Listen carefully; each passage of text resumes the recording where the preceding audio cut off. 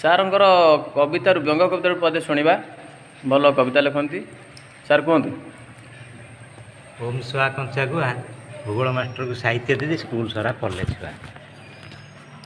12ଟାରେ ଖୋଲା 3ଟାରେ ତାଲା, ମଝିରେ ଘଣ୍ଟାଏ ଖେଳ ଛୁଟି ହେଲା। ଖାଇକି ପଳାଅ ପର ନାହିଁ ପାଲା, ମାଷ୍ଟର କହିଲେ ଦିଦି ଅଣ୍ଡା ଦିଅ, ଛୁଆ କରିଲେଣି ହାଲା।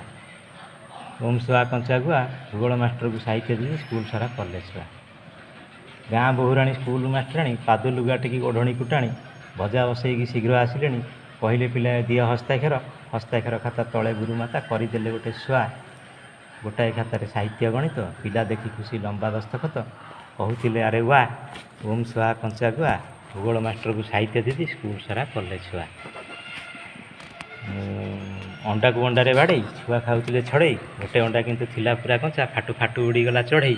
କଥାକୁ ପଦାରେ ଘୋଡ଼େଇ କିଏ ସନ୍ଧି ଦେଖି ଅଣ୍ଡା ବାନ୍ଧି ରଖି ଲୁଚେଇକି ଚାଲେ ଆଡ଼େଇ।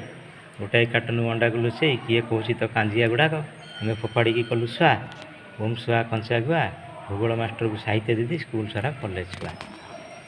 ରୋଷେଇ ନାଁରେ ଆଳ, ଧୂଆଁ ପଡ଼ିଯାଏ ଜାଳ, ଡାଲି ଗୋଟା ଗୋଟା ହେଇନେଇ ଘଟା, ଆଳୁ ହେଇନେଇ ଫାଳ, ଭାତ ଭିତରୁ ଝିଙ୍କି ଝିଙ୍କି ଛୁଆ ମାଷ୍ଟରଙ୍କୁ ଦେଖାନ୍ତି ବାଳ।